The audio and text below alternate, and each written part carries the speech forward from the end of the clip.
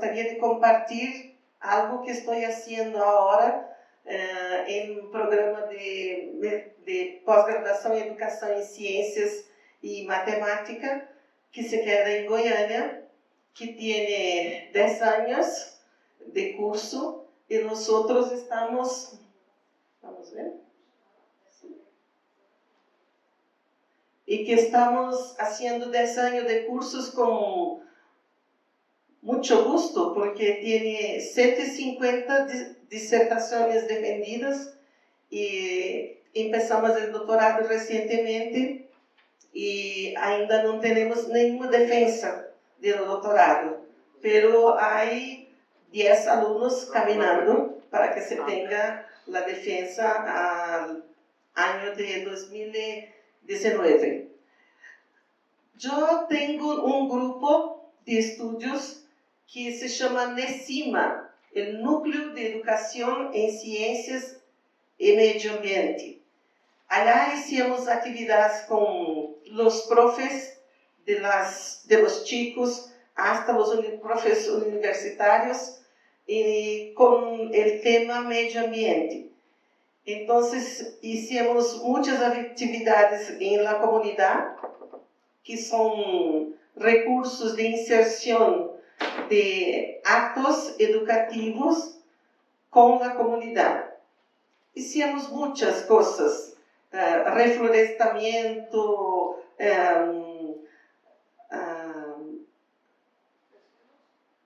¿cómo?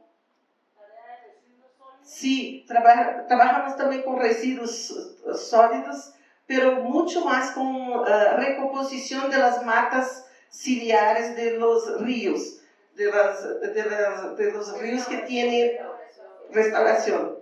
Así, gracias.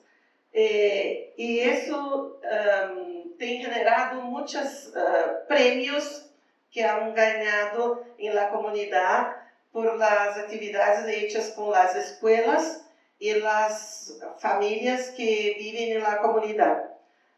Todo en un arranjo que se dice en torno de la educación ambiental.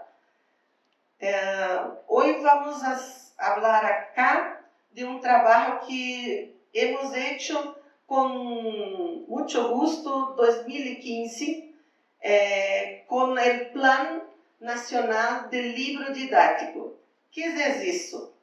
Eso es un proyecto del gobierno brasileño de evaluar libros didácticos para que estén en las escuelas como el libro para conducir sus aulas, para determinar, en muchas veces erróneamente, para determinar el currículo. Pero no es eso la política que se piensa con el libro didáctico. Este libro tenía la coordinación mía y del profesor Leandro Gonçalves Oliveira y un equipo de más de 25 profesores de Brasil todo, de varias regiones, para que estaban evaluando los libros.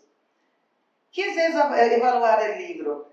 Es ver las potencialidades de los libros, la calidad de las imágenes, la calidad de los ejercicios que tienen, lo conceito de ciudadanía que está presente, la directriz educacional que está presente, y así tenía un elenco muy grande de que deberíamos mirar.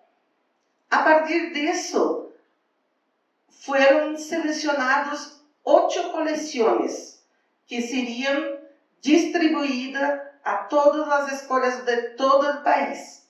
Pero la escuela tiene el derecho de escoger, de elegir cuál de estos 8 le gustaría. Así se fueron. Nosotros, ahora en el programa, cuando todo se camina, los libros están en las escuelas, todo está caminando bien, nosotros empezamos a avaliar con una otra mirada los libros nuevamente, para que podamos,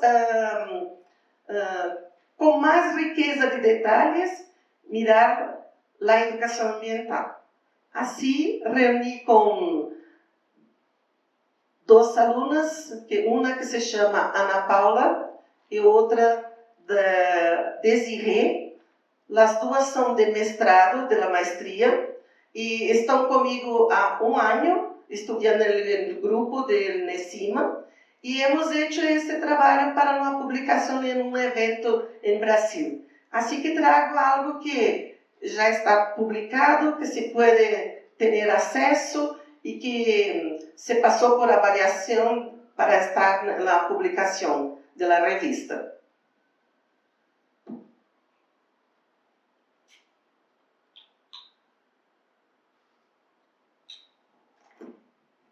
O título que hemos dado, o que queríamos ver.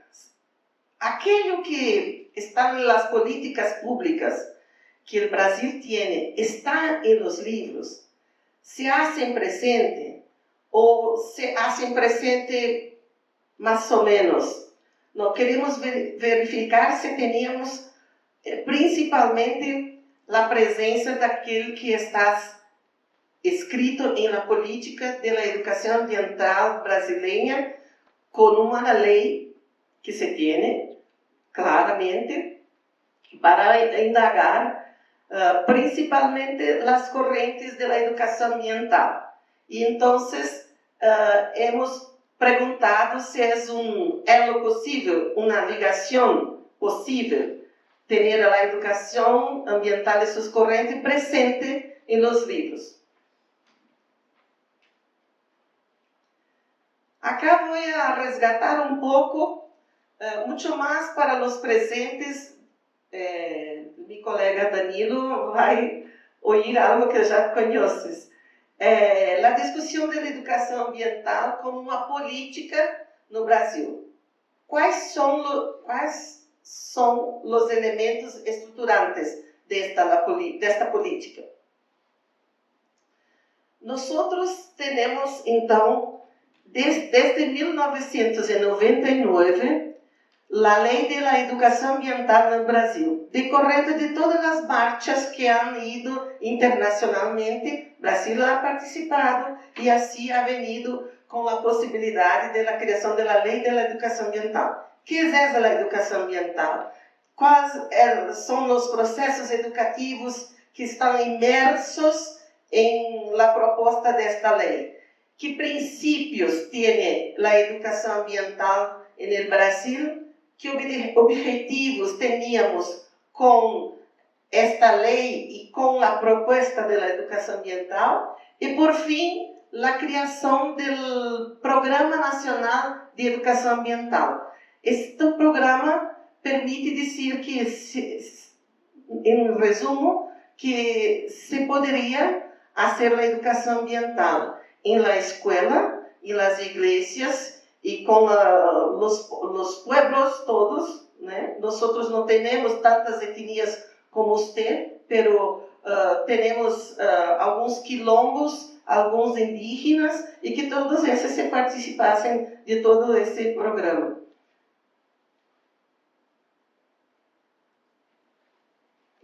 Este programa vai regulamentar a ideia da lei que havíamos começado com o número de um decreto. Então, esse programa ele vai ter como princípio fundante que a educação ambiental é um tema transversal, que vai perpassar tudo o que ocorre na escola, em todas as atividades que se queira que se tenha a educação ambiental. Assim que, em princípio maior, é que o Programa Nacional PRONEA se mira muito mais nas escolas do que nos outros espaços educativos. Assim se pensou, como Tânia falou hoje pela manhã que a educação ambiental estaria em os espaços formais, não formais e informais. Eles buscam estas 3 palavras para que se puedan emergir com a educação ambiental. Por outro lado, havia a escrita de um programa que quase há uma revolução no Brasil por conta dele, porque ha reformulado muito a educação escolar, que se chamava Parâmetros e Diretrizes Curriculares Nacionais. Esses parâmetros e essas diretrizes curriculares reorganizam todo o movimento de como se vai fazer os estudos em las classes, pero como também a educação ambiental vai a transversalizar todas as classes, em todos os conteúdos e em todos os temas. E há escrito um livro à parte, são um específico para ciências, um específico para matemática, para línguas portuguesa, e a história e geografia, e por último há hecho temas livres que se foram a educação sexual e a educação ambiental. Como transversalizar esta educação ambiental por todo este caminho de currículos que temos a percorrer. Assim, estes parâmetros marcaram muito bem a história da educação escolar como um marco para que se começasse a ser a educação ambiental de forma transversal, não como uma disciplina, não como um conteúdo específico, nem nas classes de los chicos e nem na universidade. Solamente em la universidade, em las classes de formação de professores, se tem, vamos ver mais adelante, a especificidade de ter a educação ambiental específica como uma disciplina para a formação de professores. Pero não é uma obrigatoriedade, pero alguns cursos têm, outros não. E, por último, temos a interdisciplinaridade como uma adequação aos programas de formação de professores, a formação docente. Os programas têm que ter a interdisciplinaridade como elemento fundante para se ter a educação ambiental. Não há como dizer que uma única área uma área de conhecimento é responsável por resolver todos os problemas ambientais do mundo. Não, todas as áreas de conhecimento têm sua contribuição específica para se estudar os problemas ambientais. Então, a interdisciplinaridade vem como uma forma de romper a barreira entre os níveis de conhecimento e de conteúdo.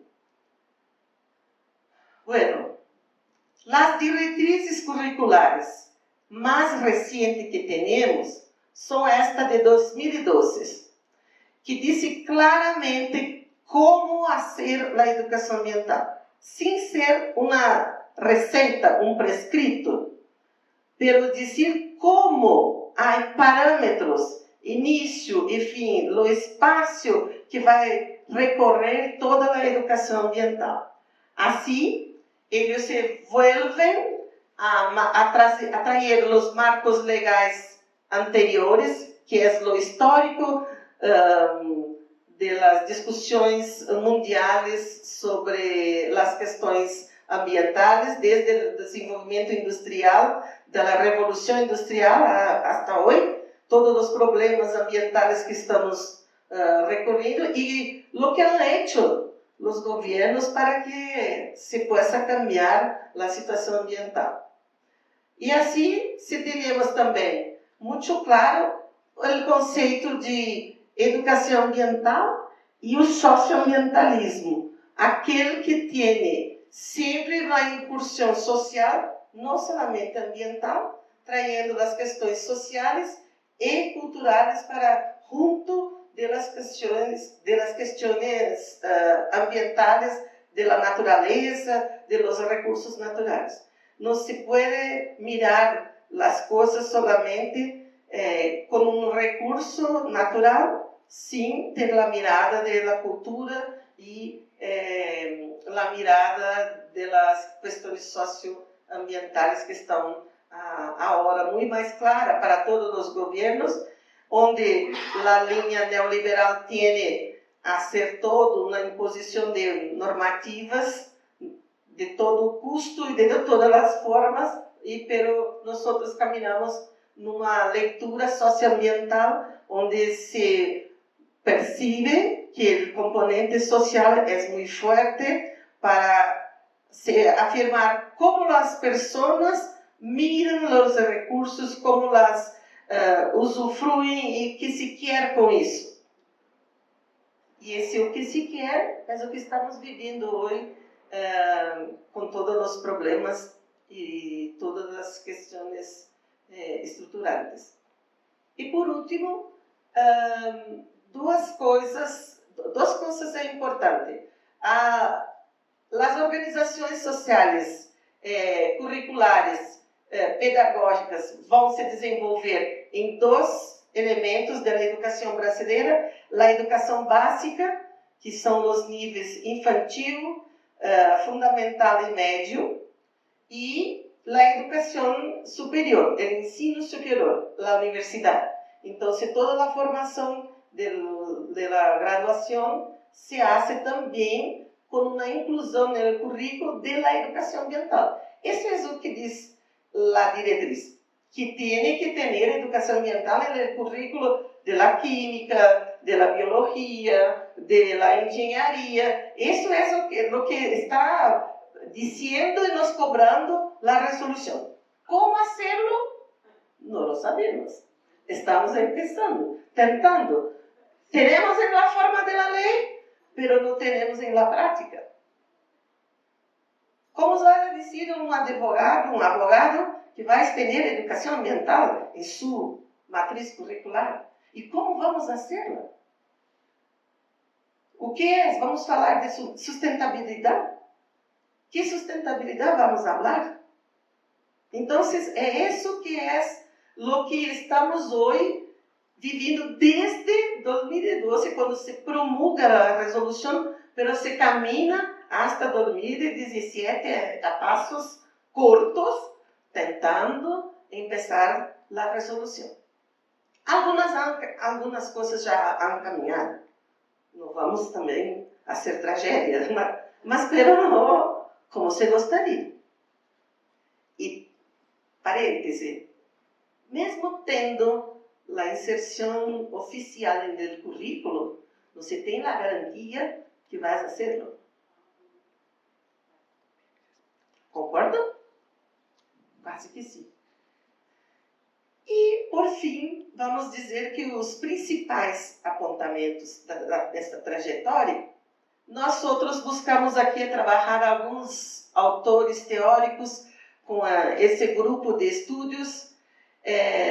Um brasileiro, Carlos Hirosaito, que é da UNB, da Universidade de Brasília, Mauro Guimarães, que talvez vocês conheçam pela literatura, Luci Salvé, também, Isabel Carvalho, da Universidade do Rio Grande do Sul, e Henrique Leff também, que já se foi ao Brasil várias vezes para falar com nós outros. Então, com essas referenciais, nós hemos começado uma trajetória para começar algo que nos apontasse as primeiras ações para a pesquisa. Então, no Brasil, vou apontar algo solamente para ler com você. No Brasil, o governo, que também se foi ou é, agora estamos vivendo uma crise muito especial, que não se vergüenza, pero temos um governo opressor e autoritário na década de 70, nos anos 70, e que inibia as discussões coletivas, tanto em âmbito social, cultural e quanto nas questões ambientais. Vivíamos na época que não tínhamos uma democracia e tínhamos o militarismo muito forte, então estas questões não foram movidas para ser discutidas com todos em la escola ou em todos os lugares. E as primeiras ações começam nos anos 80. Se começa com as primeiras ações no Brasil e simplesmente com uma forma naturalista, de preservação, de conservação e de admiração pela natureza, onde se podia buscar a paz, a similitud entre o homem e a natureza como uma escala única de los seres vivos. Então, isso é o começo que teníamos no Brasil. Depois, aqui nem vou passar, mas mostrar que se tinham os propósitos, depois da Carta de Belgrado, a formação de um sujeito mais ecológico, que se tinha uma formação em uma mente muito mais aberta para os recursos naturais. No entanto, há que se pensar que a educação ambiental não pode ser pontual.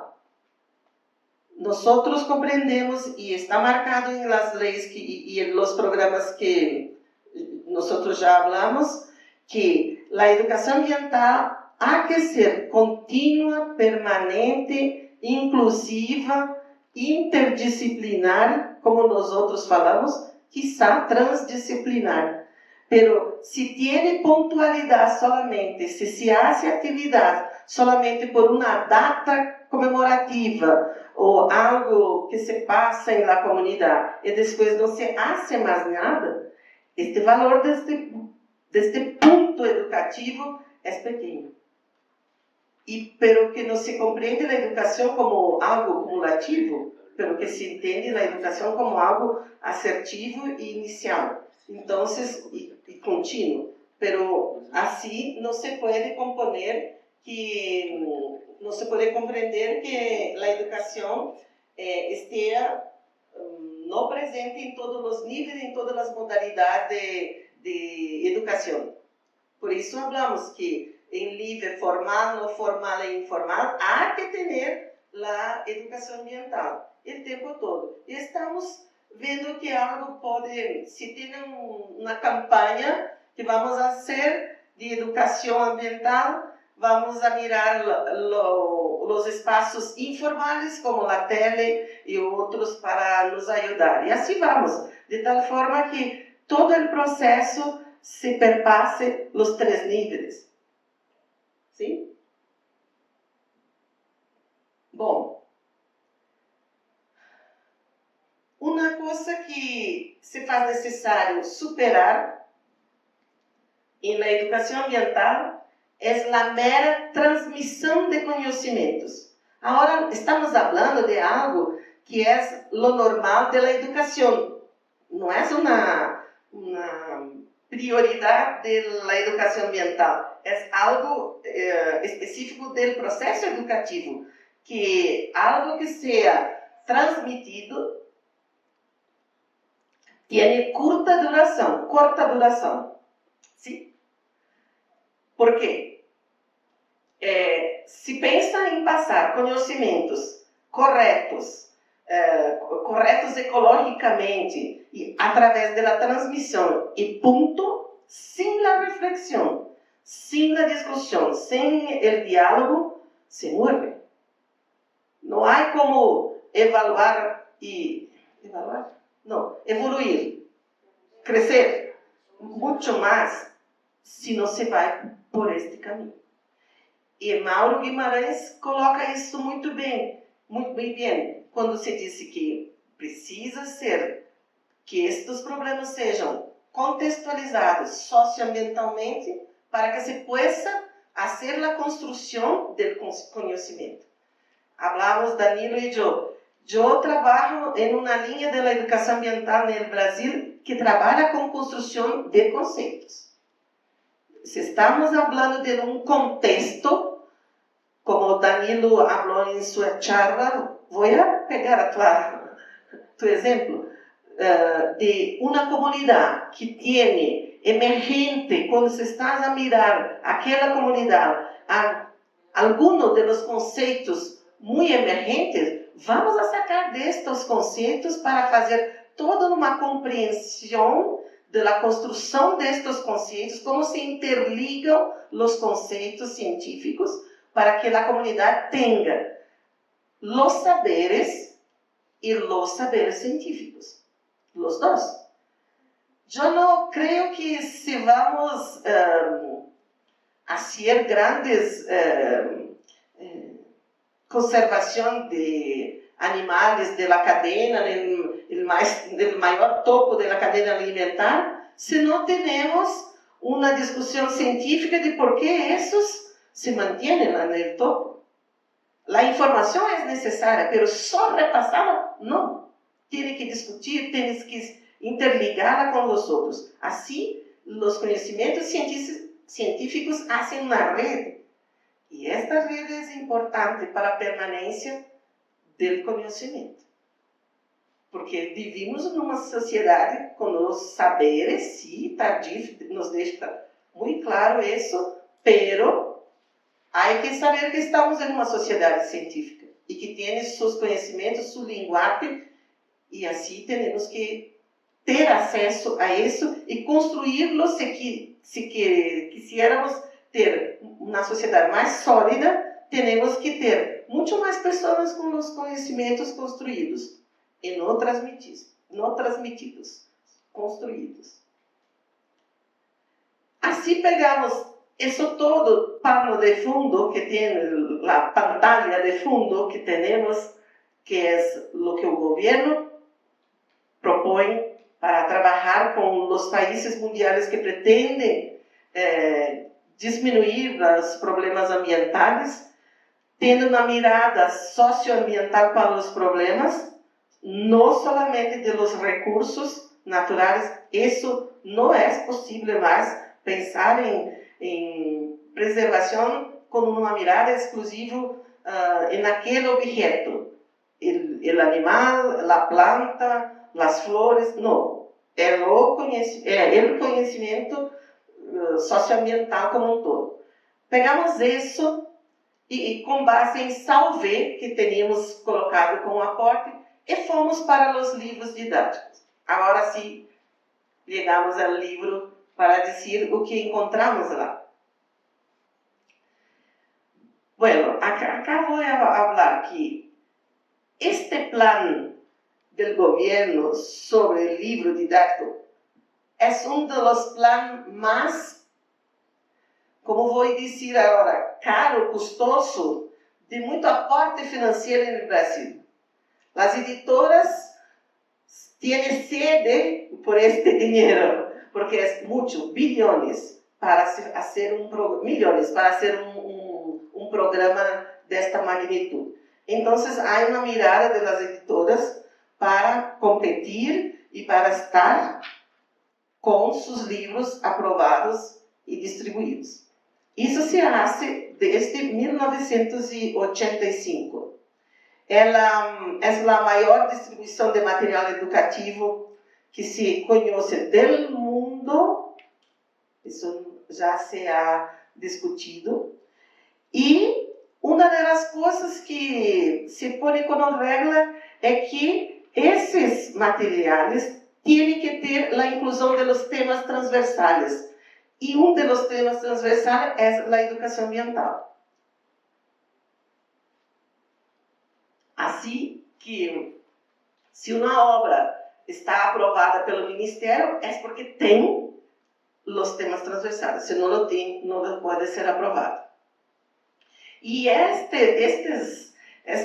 avaliação que se tem realizada a cada 2 anos, tem professores da universidade, tem técnicos do Ministério da Educação e tem professores das escolas. Hace toda uma caminhada até que se chegou a esse parâmetro melhor com a participação dos professores das escolas também, porque ao tempo anterior se tinha uma avaliação feita por técnicos e professores das universidades, mas agora não, se põe os professores também, com uma representação, não se pode por todos, mas se põe alguns como seus representantes para estarem em la mirada de la avaliação. Acá está la página, esa es la pintura que tiene el Plano Nacional del Libro Didáctico, PNLD 2015. Esa es la pintura que se puede encontrar en internet. Se digita 2015 PNLD, vas a encontrar este livro que é o guia do Plano Nacional de 2015, exclusivamente para o ensino médio. Então, nós trabalhamos somente com o ensino médio. E inclusive com a disciplina biologia. Tiene para, William, tiene química um plano deste, a física tiene outro, cada matéria tem um guia específico com suas coleções elegidas, ok? Então, isso é da biologia. Todo o processo de escolha de los livros é sigilosa. Não tem a participação de ninguém, não se pode ter o nome de ninguém. É totalmente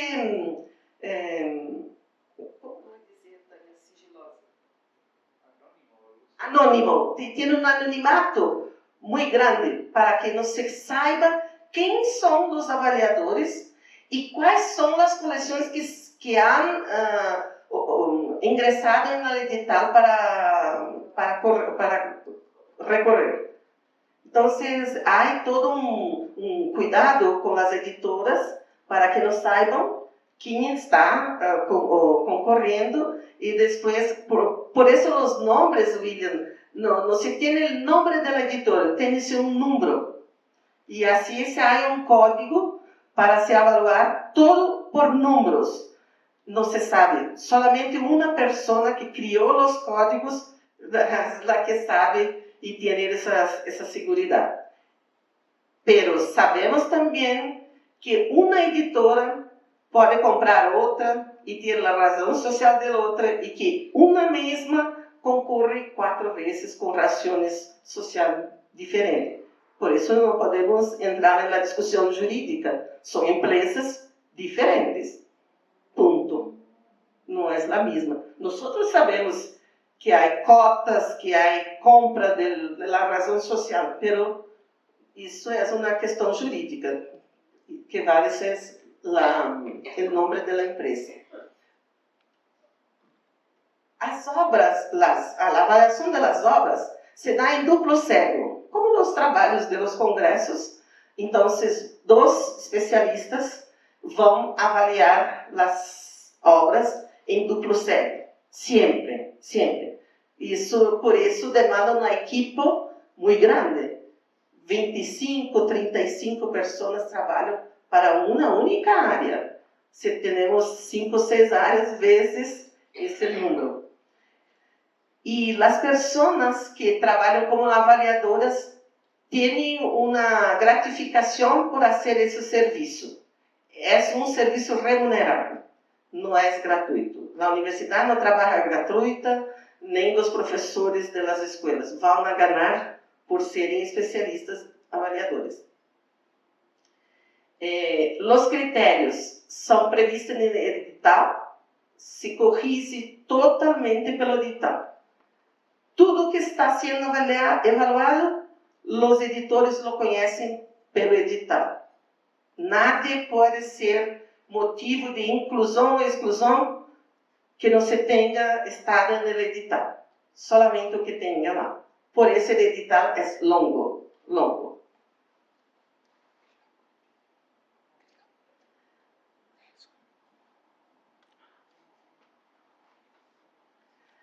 Uma coisa que não se gostaria que hiciessem, mas não se tem controle, é que as editoras fazem a propaganda, pode-se dizer propaganda, Tânia? Sim? Propaganda para a divulgação dos livros em las escolas. Isso é proibido, mas o governo não consegue retirar as editoras das escolas. Lá estão eles com seus livros, dando aos professores, regalando com computadora, com maletas, com tudo que se tem para os professores para que elijam aquele livro de sua editora. Quem tem mais capacidade de marketing, sempre se sabe mais. A universidade tem feito um trabalho no Brasil todo, em Universidade de Uberlândia, la nuestra, e no sul do país, um pouco mais também, para que o professor tenha autonomia da escola, elegir aquele que ele queira, e não o que o marketing da propaganda vai insistir para que se tenha.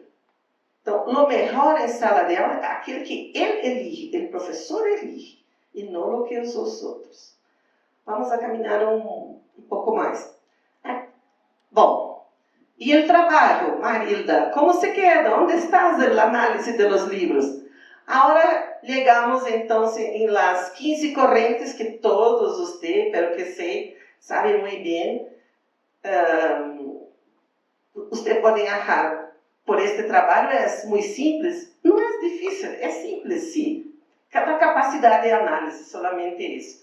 Se pegou na mão as 15 correntes de Salvé, os dois grupos, a corrente tradicional e clássica e as recentes ou contemporâneas. E hemos dado uma mirada em todos os livros. Quando se falava as palavras sustentabilidade, lixo, suelo, poluição e alguma outra palavra mais, vou ver agora, recorremos a esta busca de palavras em los livros, e a partir desta busca se iniciou las miradas para a leitura de los livros com uma mirada de las correntes tradicionais ou recentes. Que encontramos? Isso é o que queríamos fazer. O que se espera que um livro de 2015, recente, com todo um edital que diz o que tem que ter, se diz o que tem que ter, haga. Pero não haga. Não hace. Não hace. Então, o que nos deixou muito triste é que nós analisamos, então, o objetivo da pesquisa era analisar os livros, fomentar as discussões da educação ambiental que estava posta em los livros e apontar caminhos para uma educação ambiental crítica na prática do professor. O que hicimos? Uma análise documental de los livros, que são 3 volumes para uma coleção, e buscamos investigar o problema ambiental, a palavra de sustentabilidade, desenvolvimento sustentável e gestão ambiental. Se estas palavras estavam presentes e de que forma. Não se tinha preocupação se o tema era ecologia. Não. Poderíamos ter uma palavra desta lá com células. Estou devagar. Mas poderíamos fazer, então, uma leitura exploratória por busca das palavras e assim sistematizar as correntes. O exemplo 1 que encontramos era da corrente tradicional recursista, caracterizada pela tomada de decisão buscando a garantia da quantidade e qualidade para atendimento das demandas humanas, buscando a garantia da quantidade e qualidade para atendimento das demandas humanas. Está repetido aqui, desculpa. Que medidas podem ser... Agora estou solamente em português. Que medidas podem ser tomadas por órgãos públicos e instituições especializadas para as 2 palavrinhas que eram escolhidas? Garantir a preservação desses animais. Então, aqui nós estamos falando de uma predominância da corrente conservacionista, né, que no caso a gente pode chamar de recursista, né? E com uma menor escala, e quase não aparente, né? A questão da escala humanista, ética, moral e crítica da sustentabilidade. Então veja que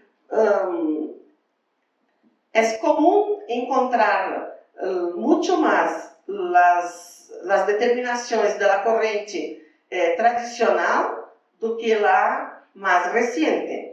¿Por quê? Porque os estudos, porque o ensino ainda está preso em las correntes tradicionais. Então, se da educação ambiental não se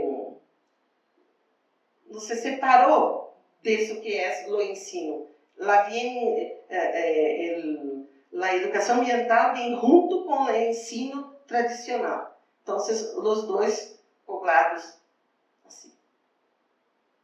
Um exemplo também resolutiva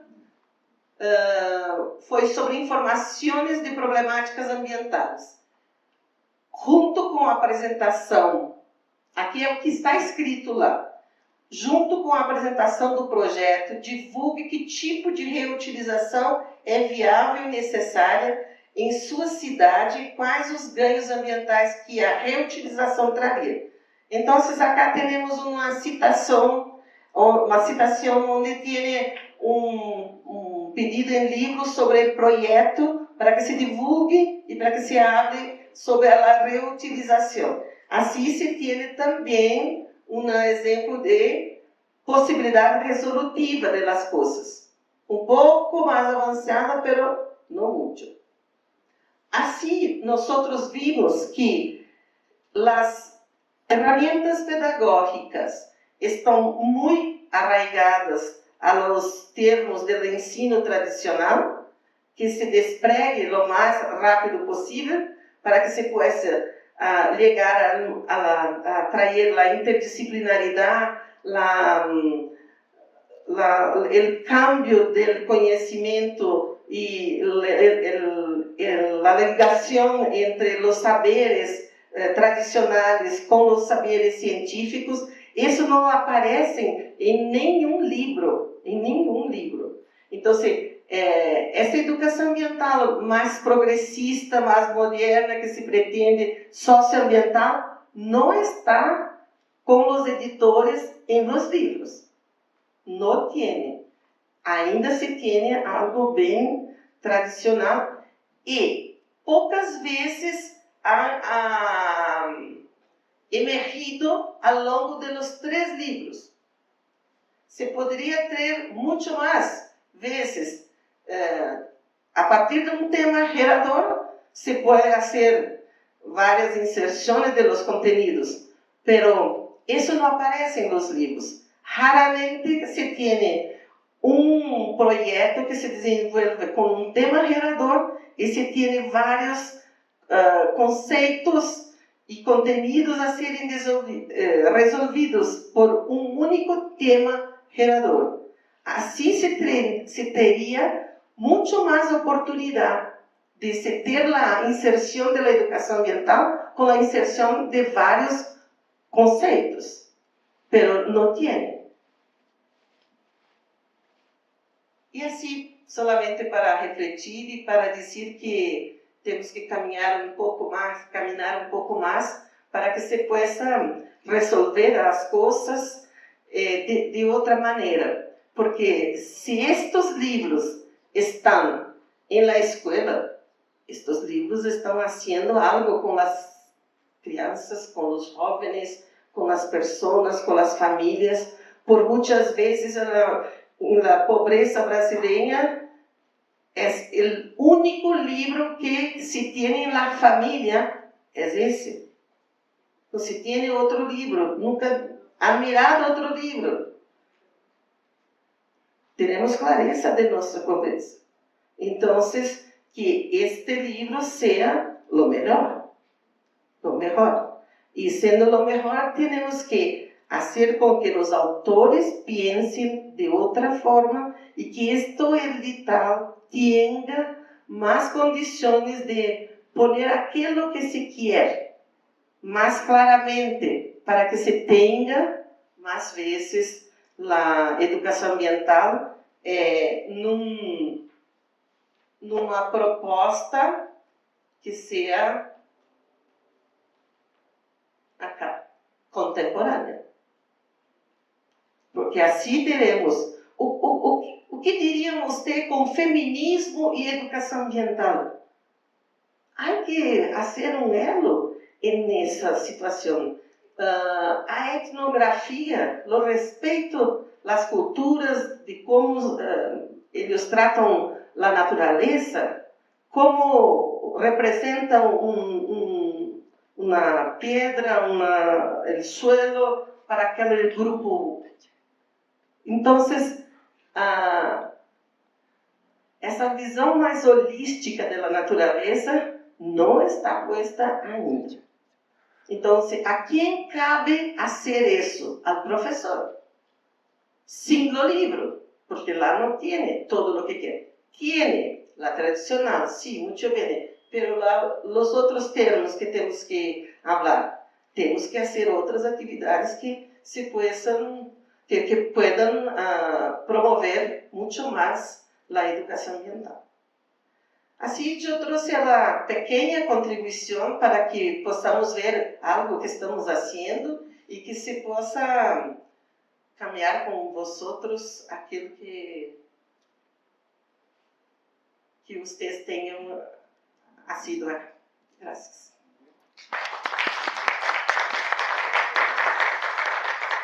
Eu traí alguns livros e uma revista num CD para você. Não sei como lo distribuir, pero que algo para um ou para outro, há para todos, porque somos poucos. Doctora Marisa, muchas gracias. A continuación vamos a pasar a las sesiones de intervenciones, preguntas, observaciones, comentarios. Entonces, quien guste puede empezar. Em português. En português. Eu tenho uma pergunta. Você acha que interdisciplinaridade pode lograr-se em um meio educativo quando as disciplinas são muito rígidas, os pensamentos de professor também, e mínimo, pouco se alcança a falar entre duas disciplinas. Duas disciplinas. Então, meu trabalho tem de problema que demonstrar a interdisciplinaridade em educação ambiental está muito ligado, muito longe. Meu suposto é que a interdisciplinaridade pode ser mais por estudar o fenômeno, que nos integremos ao fenômeno, em vez de pensar em abordar desde as disciplinas. É uma possibilidade. Duas possibilidades. Segunda. Pode ser a interdisciplinaridade de atores. Por exemplo, eu, professora, eu sou professora. Eu falo com meu estudante. Dos saberes, meu estudante, professor. Um nível de interdisciplinaridade. Segundo nível de interdisciplinaridade. Eu sou professora de educação e tenho conhecimentos de ambiental, mas tenho conhecimento de educação e, por exemplo, cambio climático. Então, pero desde a educação, eu posso, com meu aluno, professor, ir y hablar con expertos en cambio climático y minería. Dos niveles de disciplinaridad y actores externos a la aula. 3 niveles de disciplinaridad y podría ser eu com meus estudiantes vou a fazer investigação em comunidade, ou comunidade vem a comentar. Então, lo que observo es que la interdisciplinaridad desde concepto vista como límites disciplinares es casi imposible superar, pero podría haber otro tipo de interdisciplinaridad. Você cree en la interdisciplinaridad de disciplinas rígidas en universidades, por ejemplo? No sé. Vamos continuar com nossa aula de português. Acredito e faço.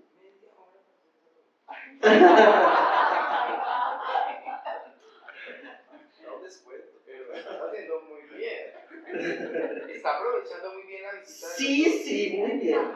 Yo também. Aproveito para falar pouco espanhol, portunhol. E para corrigir em português. Eu acredito sim na interdisciplinaridade. Eu tenho dificuldades com a transdisciplinaridade, que seria o rompimento de todas as possibilidades. Eu acho que nós não rompemos ainda a possibilidade total da interdisciplinaridade. Não rompemos, não conseguimos, porque os currículos são muito rígidos. E enquanto se tem currículos rígidos, não se tem a oportunidade da flexibilidade. Então, nós vamos para uma interdisciplinaridade que, acima de qualquer coisa, precisa o primeiro elemento e mais importante: o professor querer participar da interdisciplinaridade. E ele não pode querer isso sozinho, ele não pode fazer isso sozinho. Ele precisa do outro. Então, para que haja essa interdisciplinaridade, eu preciso de 2 pessoas interessadas em dialogar e romper com essa forma rígida como o currículo se apresenta. Você deu 3 hipóteses possíveis. Todas as que tu colocaste são possíveis. Mas não são aceitadas por comunidades científicas. Assim, aí estamos em outro momento. Pero o que temos que fazer são romper e fazer de novo. A universidade, penso que é o lugar de fazer de novo, de romper as barreiras, de fazer cambios paradigmáticos, pero o lugar disso é a universidade.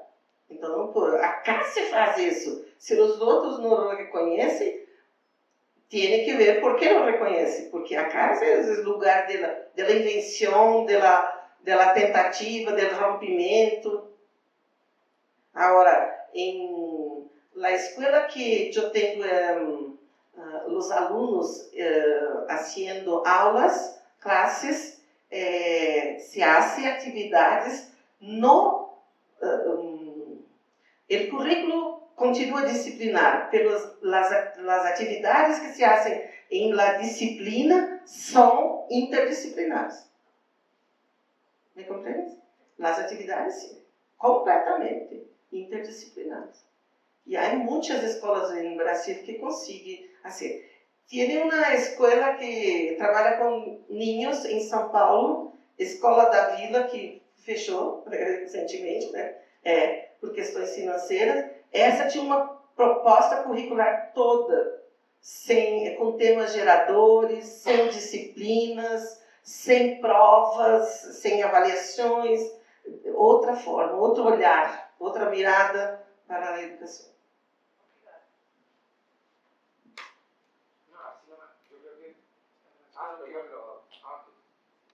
Es que, digamos que yo tengo como pues una posición, pero no soy del campo de la educación ambiental. Sin embargo, los conceptos como tienen unos significados, además de tener una génesis, tienen una historia, tienen unos significados.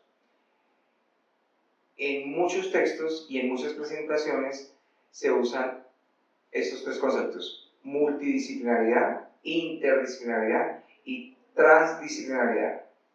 Si uno se va a la génesis de los conceptos, al significado de los conceptos y cómo se mueven en diferentes espacios académicos, el único camino, no habría otro, es la transdisciplinaridad.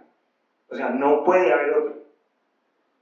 Los demás son acercamientos a poder establecer un diálogo, a poderse comunicar. Pero mientras ese objeto de conocimiento no sea analizado desde las diferentes disciplinas, digamos que superando las disciplinas mismas, no hay otro camino. Porque un ingeniero ambiental, por ejemplo, o un economista, o un arquitecto, o un docente, siempre de alguna u otra manera está viendo la educación ambiental desde esa perspectiva, más allá de una perspectiva teórica o de unos campos teóricos que sirven para reflexionar, que sirven como para qué es lo que yo tengo en la cabeza, qué tengo en los discursos que sustento, pero en el ejercicio práctico, ¿sí?, lo que significa la interdisciplinaridad, multidisciplinaridad, tiene que ser superado precisamente por la transdisciplinaridad. Los demás serían, desde los significados, acercamientos a esos diálogos, que pueden ser teóricos únicamente, y hay que superarlo, porque si no, no podríamos hablar digamos, de cómo esto es visto por diferentes disciplinas, un objeto, una problemática, un caso, ¿sí? Y en la educación pasa lo mismo, ¿sí? Fíjate que tú misma lo estás diciendo en el libro. En el libro dices, el libro es interdisciplinar, ¿no? ¿Entiendo? Pero los de biología trabajaron aparte, los de química, Sí. los de física, y eso ya crea una mirada, crea ya una, yo diría que inclusive barrera, ¿sí? ¿Sí? Que hay que empezar a superar.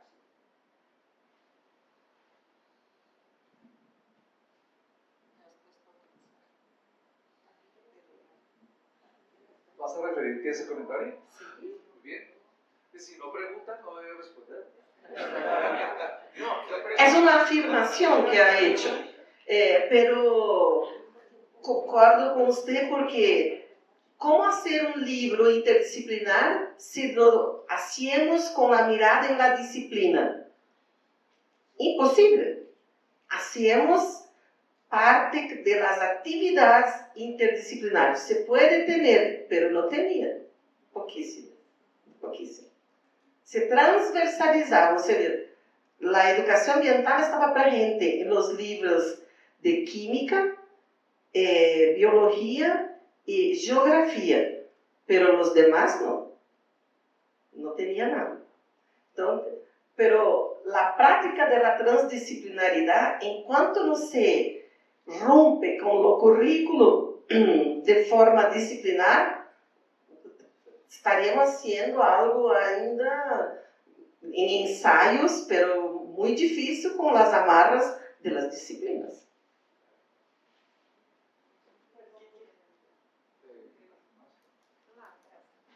Jorge, primero y después Benito.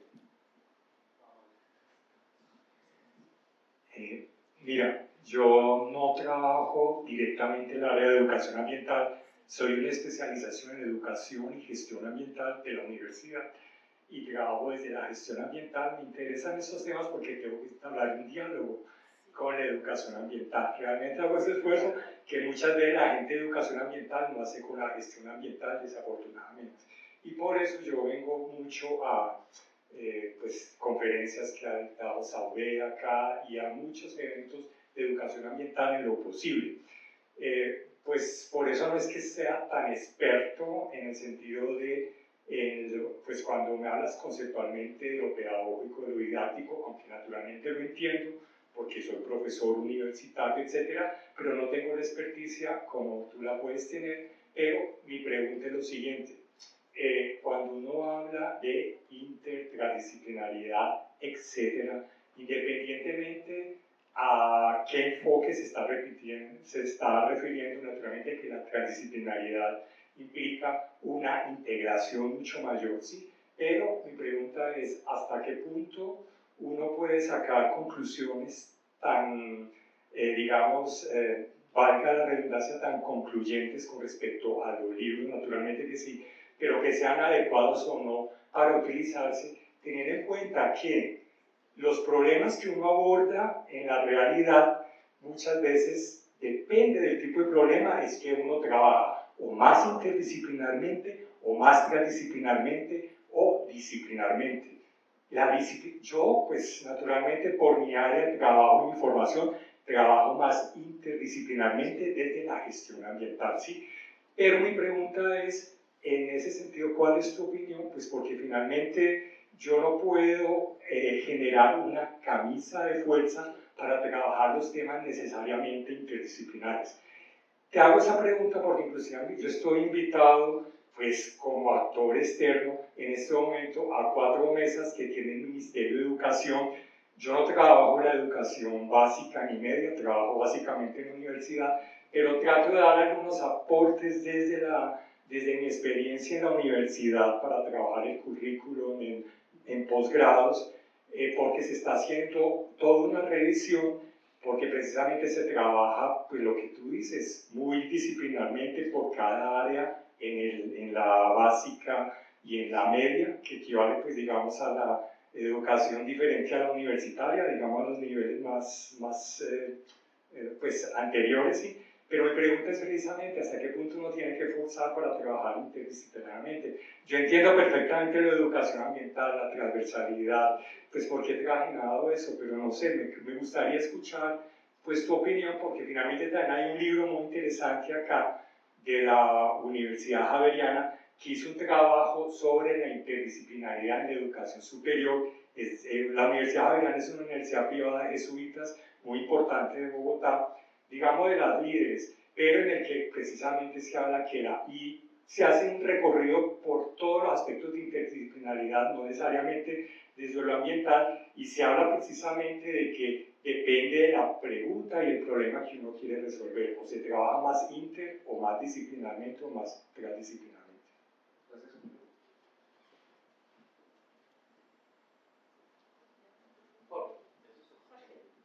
Jorge, difícil, difícil lo que me va a preguntar.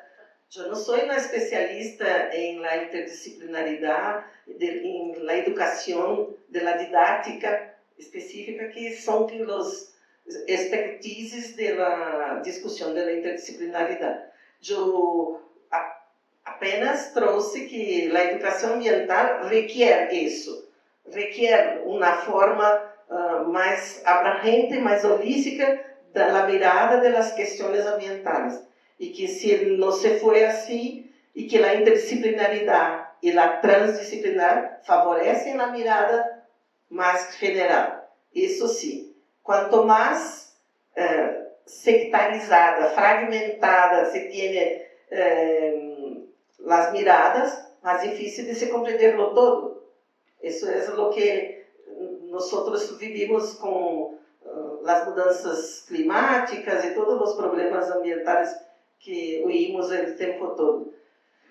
Pero acho que são muitos anos. Eu tenho 33 anos de carreira e creio que boa parte destes oí sobre a interdisciplinaridade com uma pesquisadora brasileira que ha traído o começo das discussões internacionais ao Brasil, que se chama Ivani Fazenda, e a ela sempre ha dito que para ser isso se tinha um pressuposto muito importante, o querer fazer.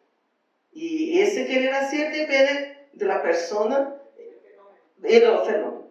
Isso é o primordial. E isso é uma dificuldade que se tem na escola, seja básica, média e na universidade também, se vamos fazer. Pero a universidade tem mais oportunidade e é mais realista atualmente em sair das disciplinas e fazer ciclos, fazer outro arranjo das formas de se trabalhar. pero las clases ainda tienen muchas resistencias de los niños. Pero en el Brasil se empezó un modelo de ciclos y que no se tenía la disciplina, se tenía áreas de discusiones. Pero en el comienzo se fue pensar área como disciplina. La mente era de transporte. No se puede. Entonces, se tiene que volver a los cursos de formación de profesor, formarlos para la interdisciplinaridad, para que se pueda hacer la interdisciplinaridad. La minha geración empezó haciendo interdisciplinaridad. No se tiene el momento de mucho pensamiento teórico para que se pudiese empezar la interdisciplinaridad. Se fue haciendo como dicen los brasileños, a los tombos, para que se empezase algo. Hoy creo que tenemos algo que tiene los avances y tiene los retrocesos en la interdisciplinaridad, pero que tiene que marcar muy bien lo que quiere. Si quiere la transdisciplinaridad, tenemos que trabajar para eso. Si vamos a falar de la interdisciplinaridad, tenemos que discutir mejor la fragmentación que tenemos hoy, que no contribuye para que se pueda caminar mejor. Ahí sí se entra en el campo del currículo, que eso es lo que se empieza. Yo estoy con una alumna de maestría, só para complementar, está discutindo el currículo de un estado todo del Brasil, que es lo mío, para el ensino medio. Cómo hacer toda la discusión. Y el gobierno llega y trae un otro modelo ahora, movimentando toda una otra discusión del ensino medio. Entonces, tiene que ver aquello que el gobierno pide, aquello que la autonomía de los estados puede hacer para que se rompa cada vez más con la fragmentación. No sé si te respondí. Dar la palabra a Yamile, quisiera yo hacer un comentario al respecto. En el año 2012, en noviembre o algo así, hicimos un seminario sobre epistemología ambiental y epistemología de la educación ambiental, y hubo una coincidencia con posterior año de ir al Congreso Suramericano de Educación Ambiental en Perú, y estos temas fueron tocados allí. Por lo tanto, es un tema que tiene cierta tradición. Lo que se discutía en ese momento, y que tiene mucha que ver con el planteamiento de la interdisciplinaridad en la relación con la educación ambiental y con los libros, pues es un tema de trascendencia, es un tema muy importante, dado que la educación ambiental se le preguntaba en su momento y en esos congresos si la educación ambiental se ubicaba dentro de las disciplinas o mucho más allá de las disciplinas. Enrique Leff estaba precisamente en el Congreso de Perú, y él, su posición era que estaba mucho más allá incluso del campo transdisciplinar, porque el procedimiento era en el tema del saber, no en el tema de las disciplinas del conocimiento oficial occidental. En ese sentido, si bien, por ejemplo, cuando nosotros hablamos de educación ambiental en el currículo, por eso es que queremos meterlo como un transversal, porque está asociado con la idea de que la educación ambiental es interdisciplinar y como transversal tiene que comunicar al área de sociales con el área de ciencias naturales, por lo menos ellas, y con el área humanística. Entonces hay una idea tácita de que la transversalidad es la base de la educación ambiental y del tema ambiental. Y ahí es un tema que conectamos con Yamile, en el sentido de que una cosa es hablar de incluir lo ambiental, por ejemplo, en el currículo, en la docencia, en los libros de texto, y otra cosa es incluir la educación ambiental. Son dos cosas distintas pero complementarias. Sobre todo en la educación superior, los profesores lo que hacen es incluir la perspectiva ambiental, no la educación ambiental. O sea, su afán no es tener una perspectiva pedagógica y didáctica sobre el tema de la educación. Es el problema de lo ambiental asociado con su conocimiento disciplinar, llámese biología, química, física, derecho o cualquier área del conocimiento. Entonces hay una gran diferencia, pero son complementarios, pero que en la educación superior hay más interés de ver la perspectiva ambiental, no la perspectiva de la educación ambiental del currículo, por ejemplo. Y en el caso de la educación básica y media, pues hay un problema tremendo, que vemos una diferencia con Brasil, y es que en el sentido brasileño ya hay normas, resoluciones específicas que responsabilizan al Estado para dar una directriz formalizada de qué es lo que debe incluirse en el libro de texto o incluso en la docencia a partir de él. Y el problema aquí es que teóricamente, o sea, los epistemólogos y filósofos, incluso ya no solamente del tema ambiental, sino de la educación ambiental, están diciendo, el problema es que los temas ambientales y los problemas de educación ambiental, que son dos tipos de problemas, su naturaleza epistémica son complejos y sistémicos, por lo tanto, mínimo deben ser interdisciplinarios. No vale la disciplinaridad, no vale la multidisciplinaridad, mínimo debe ser interdisciplinar. ¿Pero qué significa interdisciplinar? Decíamos allá con Enrique Leff, significa que las personas se posesionan frente a un problema, ¿sí?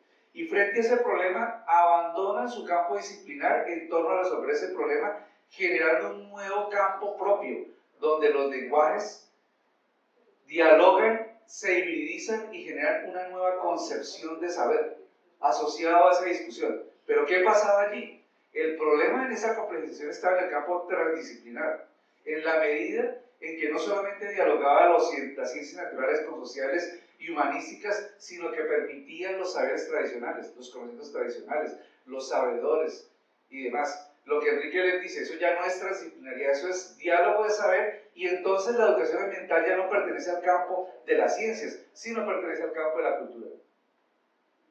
Y en ese sentido, si la educación ambiental se posesiona en el campo de la cultura, como dice Yedu Elkana, y por lo tanto la educación ambiental, su epicentro de complejidad de sus problemas está en el campo del saber y no de las disciplinas occidentales, significa que es un elemento cultural.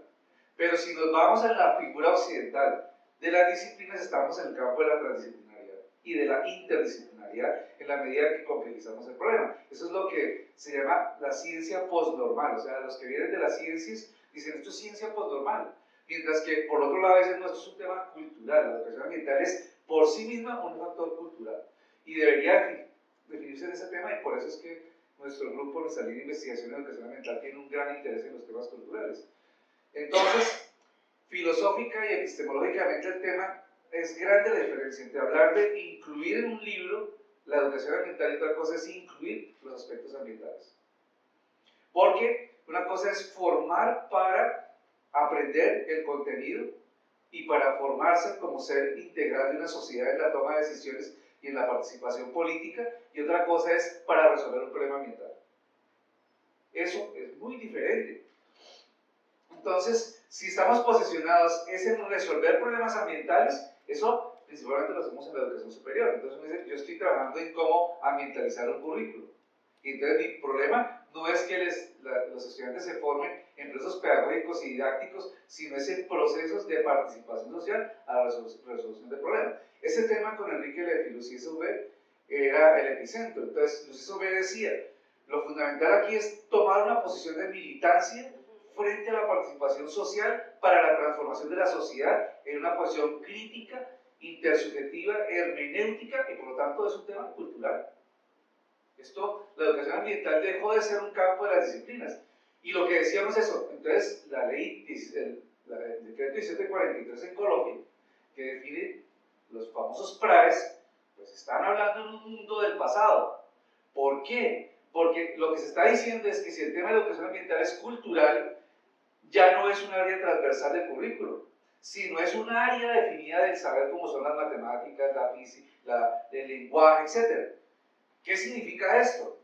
Que si el área de lo ambiental es como se colonizó socialmente las áreas curriculares en la educación básica y media, primero, por ejemplo, cuando había la tría, eran tres líneas principales que eran filosofía, teología y física, y luego se pasaron a 5 grandes áreas del conocimiento, en la cual se comenzó a incluir las ciencias naturales, luego las ciencias sociales. Uno queda sorprendido cómo los problemas pueden ser resueltos a nivel ambiental sin tener un área de posicionamiento curricular.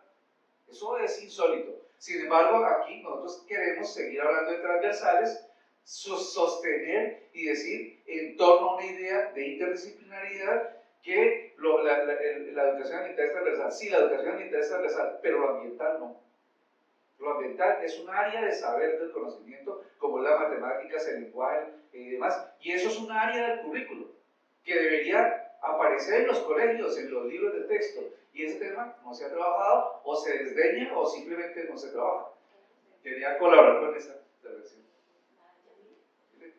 Nos quedan unos minutos, 10 minutos para cerrar. Pues ahí quedé confundida.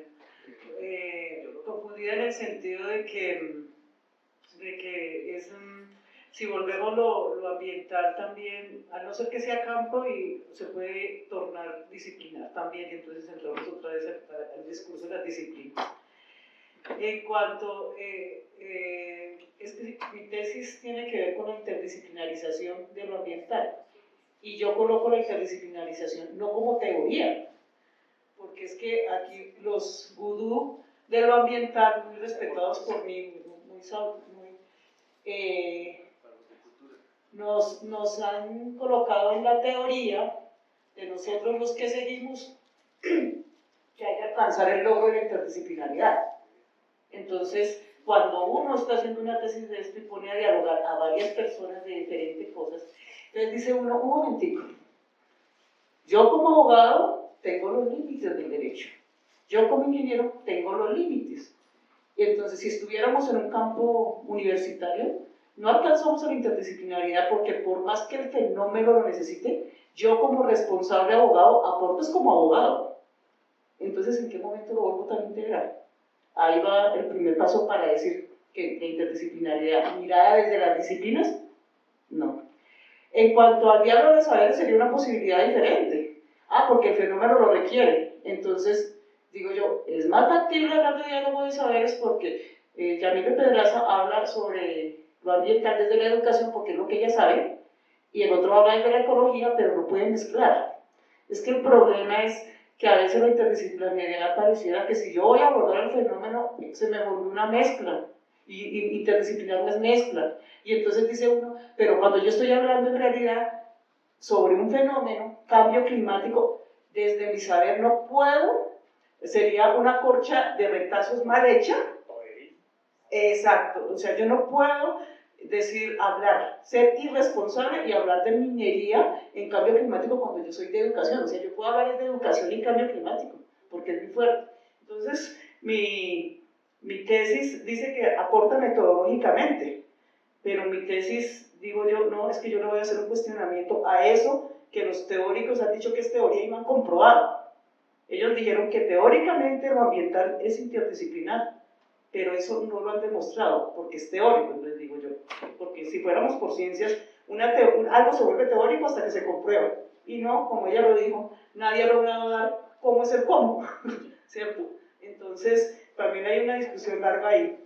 Pero entonces yo creo que es como más, si vamos a salirnos, como diría Enrique Reff, de lo disciplinar y mirar la otra edad, y mirarlo desde el otro lado, entonces tengamos en cuenta otros saberes. Podemos traer, por ejemplo, en Boyacá, donde yo vivo, Tunja, en Tunja, el páramo. Pues es que los del páramo, los que saben del páramo son los que viven en el páramo.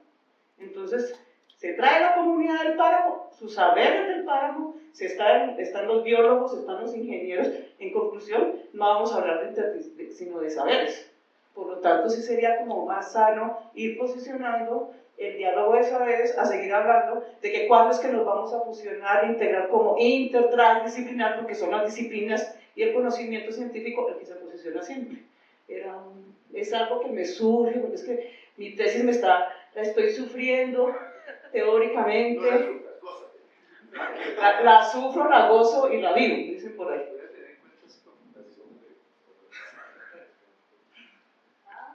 Es un comentario que ela ha hecho, no es una pregunta muy oportuna.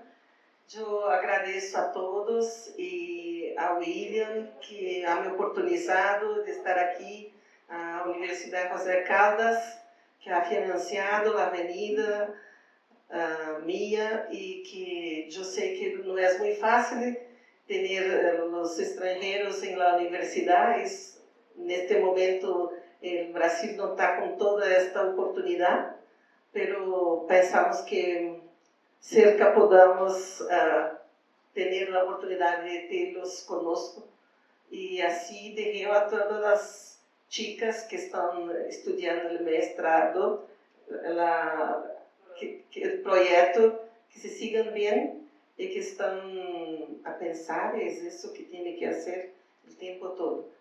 Y es una pequeña contribución a la charla que teníamos. Prometo que la próxima voy a mejorar el español.